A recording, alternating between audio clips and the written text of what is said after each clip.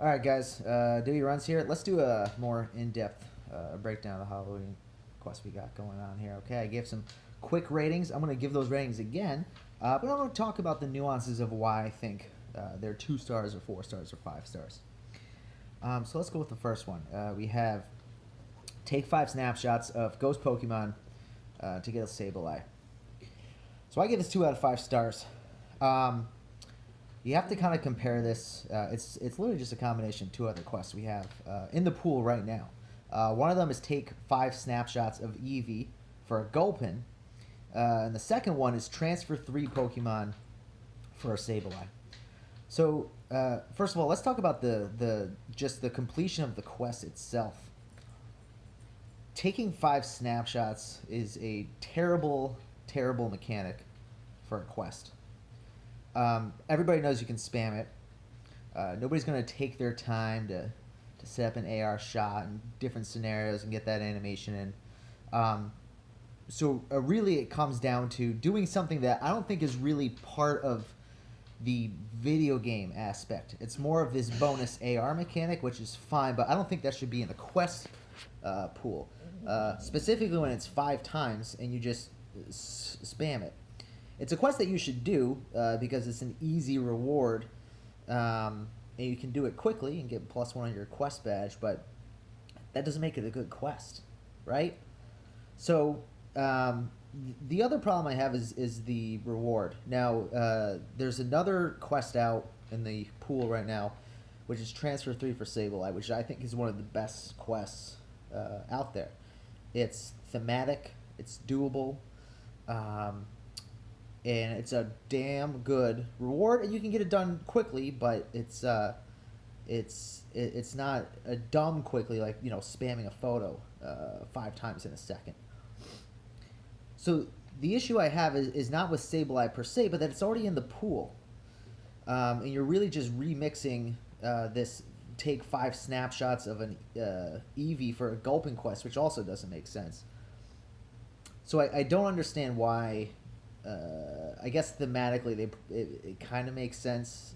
You have ghosts, and then you get a Sableye out of it. But because Sableye's already in the pool, and it's out in the wild, and it's not a new Pokemon, and the quest mechanic itself is just horrendous, that's why I gave it 2 out of 5.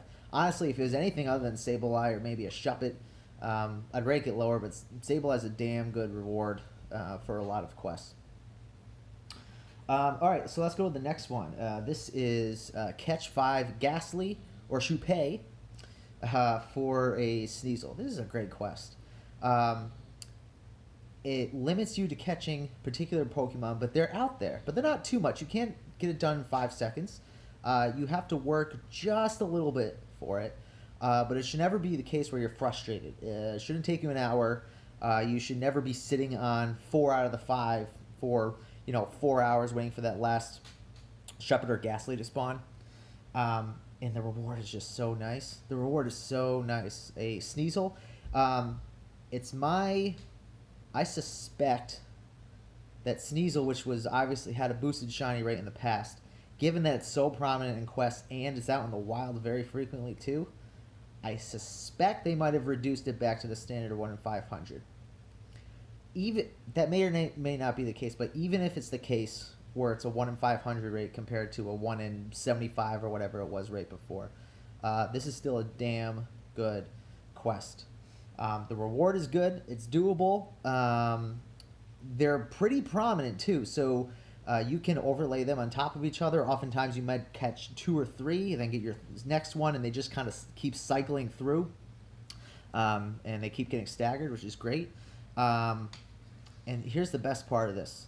This actually gets into another quest I'm going to talk about. If you just stack your Sneasel, nothing else, and you can get a lot of them because this quest is very, very prominent.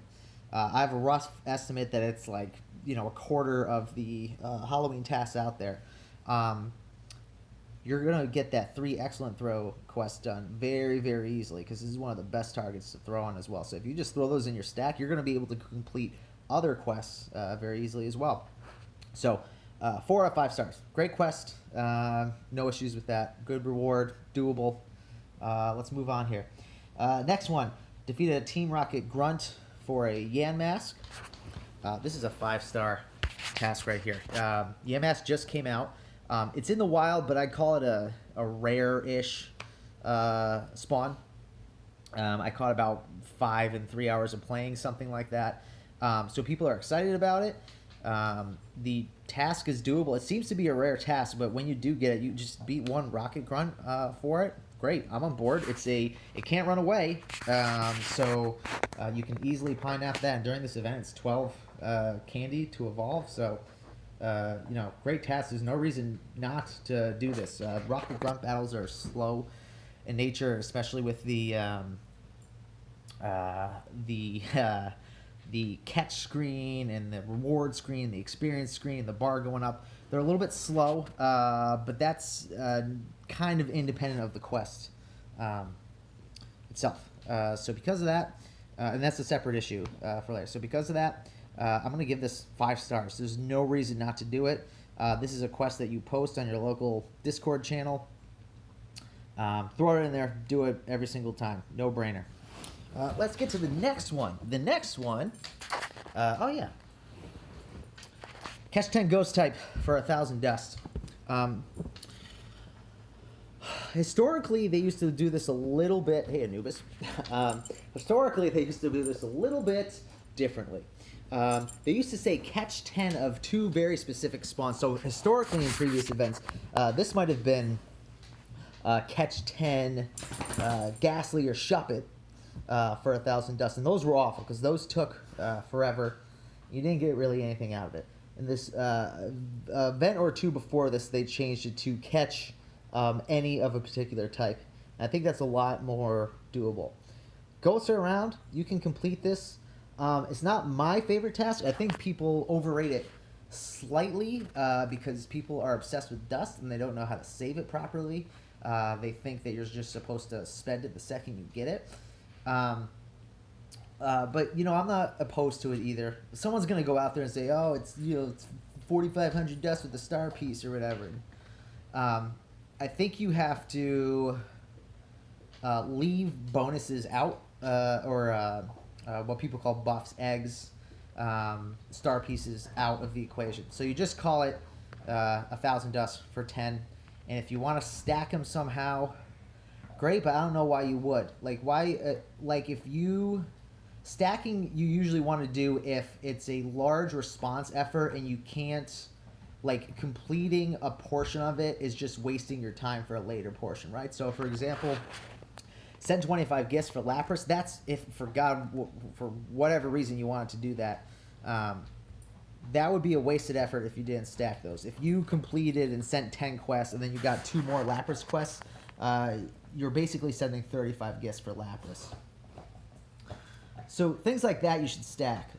Things like this, you should only stack it if you happen to come upon them. You shouldn't go out of your way to stack them. This is something you should be doing along the way, because along the way you are catching ghosts. You're not losing out on anything. You're not losing out on time if you catch ghosts along the way.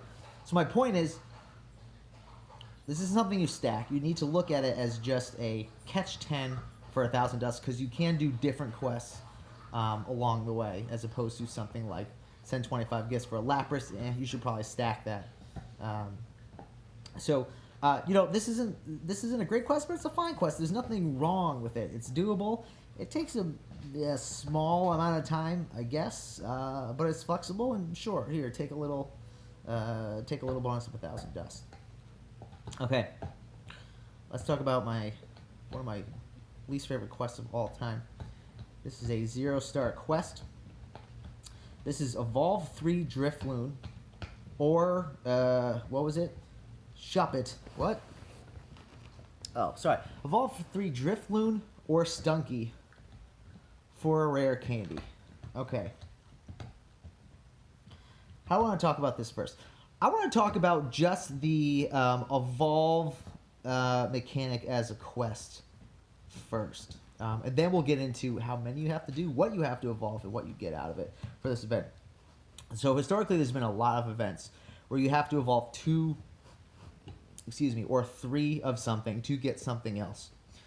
For example, one of the, I think the best ones out there in terms of the reward was Evolve 3 Shelder for a Lapras. I think they also had is Evolve 3 Natu or something else for a Sunkern or something along those lines. So, a couple things about this. First of all, just the act of evolving is insanely slow. Since quests have come out over a year and a half ago, there's been a evolve anything to get something out of it. It's been a Pidgey. It's rotated to I can't even remember what. And those are fine because at least it's only one. It's flexible because you can evolve anything. You can evolve a Pidgey. You can evolve an Eevee. It doesn't matter. And then you get a nice quick reward out of it. Anything more than one really starts slowing the game down. As you know, you cannot do a damn thing when you're evolving. You sit there and you wait and you wait and you wait. So evolving 3 is quite a time waster. All right, let's talk more about the Evolve 3 mechanic. What's interesting about the Evolve 3 of something mechanic is that it's one of the only quests that I can think of where there's actually a finite number of the quests you can do, right? So catch 10 ghost type, I could theoretically do a million of them over the next 2 weeks because ghosts will be around. Raids, I mean, leaving the free-to-play thing out of it, you can just do more raids. Rocket battles, you can just wait for a rocket battle to spawn. Throwing curveballs, you can obviously throw unlimited, Pokeballs and stuff. But the Evolve 3 mechanic, there's only so many you can do. And even someone like myself that just hoards candy, because I know these Evolve quests are going to come out, and I know I'm going to be using a ton of them. If you're sitting on, let's say you're on the high end, let's say you're at 2,000 Drifloon candy, which is doable if you caught a bunch of Drifloon last Halloween and didn't really do anything with them. You can't really finish that many of this quest, right? If you're sitting at, let's make it the math a little bit easier. If you're sitting at 1,500 candy and you need to evolve 3 Drifloon, that's 150 Drifloon candy. And let's say you go out of your way to stack these. So effectively you're evolving 3 Drifloon to get 3 candy. Well, you can only do that 10 times. And that's assuming you go out of your way to stack them. That's assuming you have all of these. And then you're done. You can't just come upon this quest and complete it whenever you feel like it. There comes a point where you start running out of this candy. And that actually makes it less flexible too, because a lot of the times you're going to want to do maybe just 2 of these at a time because you have another quest that you don't want to get rid of. Maybe it's a catch 10 ghost type. But you're going to get caught in this conundrum of deleting the other one or not deleting the other one because you don't want to waste the limited candy that you have remaining. So on top of that too, let's say you have 0 candy. Somehow you got to 0 candy. Now this quest is effectively not catch 3, or it's not evolve 3 Drifloon or Stunky for a rare candy. The quest is now morphed. The quest is now catch 25 Stunky and evolve 3 of them. That's a very oppressive quest. Think about, kind of what I said before is historically those quests would be catch 10 Ghastly or Shuppet to get 1,000 dust, and how long those took. You would need to catch way more than that, 25 give or take, Pineapps, whatever, leave that out of it. And then evolve them. That's a really oppressive quest for 3 rare candy, assuming you stack them. What if you only do 2? You're going to do that for, how long is that going to take you to catch 25 and evolve them? 2-3 hours, if not more. That is a long time for a little bit of rare candy. And to the people that say that they're free to play and they need their rare candy, I don't think you do. What are you going to dump your rare candy into? You're going to get, let's say you get 3 rare candy off of it. What is 3 rare candy? How is that going to help you in the long run? Is that really worth it? Is it worth 2 to 3 hours of your time to catch 25 Stunky and evolve them to make your Gibble candy go from 3 to 6. I'm guessing it's probably not. So this is a absolutely horrendous quest. I hate it. I would change it to bare minimum in an encounter. I would have changed it to evolve 3 Stunky or Shuppet for what a Drifloon, something like that. I think would have been better. Anything, it's just the quest is absolutely horrendous for a million. This should be an auto delete for everybody under any circumstances whatsoever. If it was the only quest I could do in one day and I need that one quest to do the stamp, I would delete out a protest.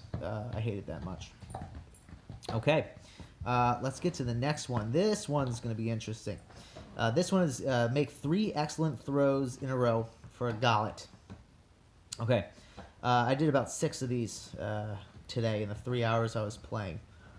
I will say I've never even seen a Golett on my radar, so Golett was a new Dex entry for me today. 3 excellence in a row is it's an interesting quest.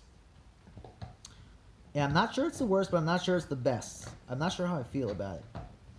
Historically, obviously, it's been around for over a year at this point. It's 3 excellent throws for a Larvitar.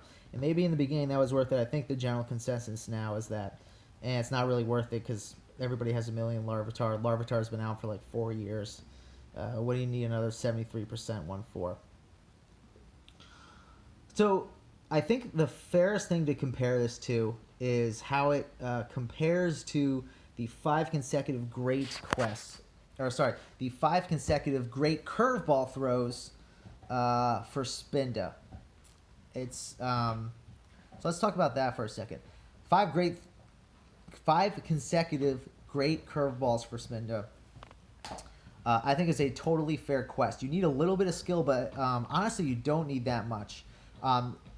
I more see it as I basically complete that on any Pokemon that I run into, but I remove a couple from that pool that I won't throw at. Most of them are the ones that are like really far back that you can't throw on a good angle because the game just doesn't allow it. So things like Rhyhorn, I'm not going to use that on. Zubat, obviously, things like that. So there's really only a small number of Pokemon that I don't try to complete that quest on. When it a great throw circle is actually pretty generous most of the time. When you get to 3 excellent throws, though, that becomes a lot more strict, and it's a lot more difficult. A lot of the Pokemon that you could throw a great curveball on, blindfolded, become very, very difficult to throw excellence on. So we're talking things like Natu. What's that little thing that goes on the ground? Not Snover, Swinub. Things like that are borderline impossible. So what ends up happening is even people I would consider experts that are really good at throwing, and certainly anybody else playing the game. The game comes to a standstill when you get that quest. It doesn't matter if you have 1 or 3. Because the impact on your gameplay is the same. If you have catch 10 ghost types, you can like just click on everything, catch stuff in between. You can catch like 2 Shuppet, but then there's a Swine onto the ground, so you can try to chuck something at that. You have a berry quest, you throw a Raz on it.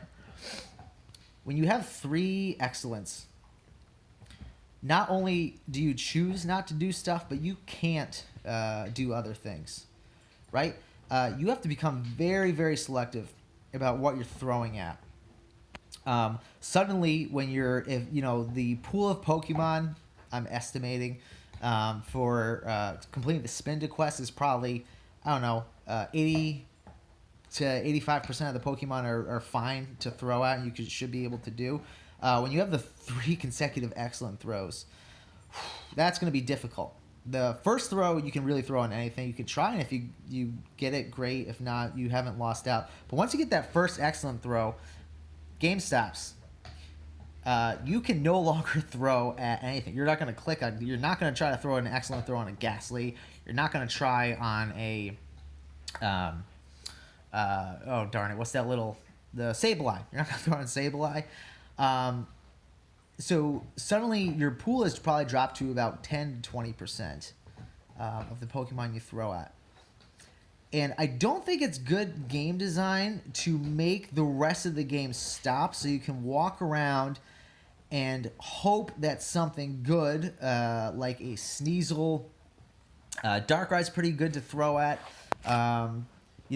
One of Wailmer, something like that. The gameplay shouldn't slow down so that you can't click on anything else or try to catch anything else while you're trying to complete this quest. You should be able to do it at your leisure and do things in between. So while I appreciate that some quests are difficult to do because they have some skill, for the general Pogo player, myself included, I'm okay. I'm pretty good at throwing. I don't like that it takes away gameplay from you because I'm not gonna risk catching a Zubat that I always do catch Zubats, but not if it's in the middle of 3 excellent throws. And certainly a lot of the ghosts out right now are just difficult too. Shuppet, I wouldn't recommend trying to throw an excellent throw on. Ghastly, probably not the best choice. Sableye, probably not a good choice. So the question is, should this be a quest design? And first of all, the reward's really good. Golett, fantastic reward. But is 3 excellent curves when it's going to stop and halt gameplay worth it? I can't tell. If I redesign this, I think I would change it to make a number... instead, make a number of excellent throws. If you remember the Mew quest, I think you just had to throw 1 excellent curveball at some point. And that was for a one-time mythical. This is for a Golett. I'm not sure you should attach It's not 3 times as more difficult. It's about 5 or 6 times as difficult because you have to do it in a row, right? So, how would I change it? Well, I think the obvious one is you change it so that the excellent throws don't have to be consecutive. Now, if you just keep it at 3, that's kind of unfair, and it makes it infinitely easier and not fun. It doesn't test your skill set, really. So, do we change it to 2 consecutive excellence? I still like the idea that you have to throw a bunch of them. So, I would make it at least 5 excellent throws. I don't know, I feel like maybe 7 or 8 might even be fair, but 7 or 8 is kind of a weird number. Is 10 excellent throws for a Golett fair? I think it's fair, but it might be too much. I don't know. So I'm kind of stuck between either 5 or 10 excellent throws at some point. But I could be... Honestly, the fairest one would probably be about 6 or 7 excellent throws at some point. They don't have to be consecutive, but 6 or 7 is a weird number to attach to a quest. So maybe just 5 excellent throws at some point is probably the fairest compromise because 10's too much. But regardless, that's not the quest we have. The quest we have is 3 excellent curves, or not excellent curves, excellent throws in a row for Golett. So because it tests your skills, and it's a damn good reward, I think I'm going to go with a 4-star reward, but I think that the quest, or those types of quests going forward, could be reworked so that they're not halting gameplay otherwise, like I've formerly discussed. So I think that's all the quests. Let's just double check here. Yeah, that's all the quests. So thanks for listening, and if you're still listening, and I'll see you next time.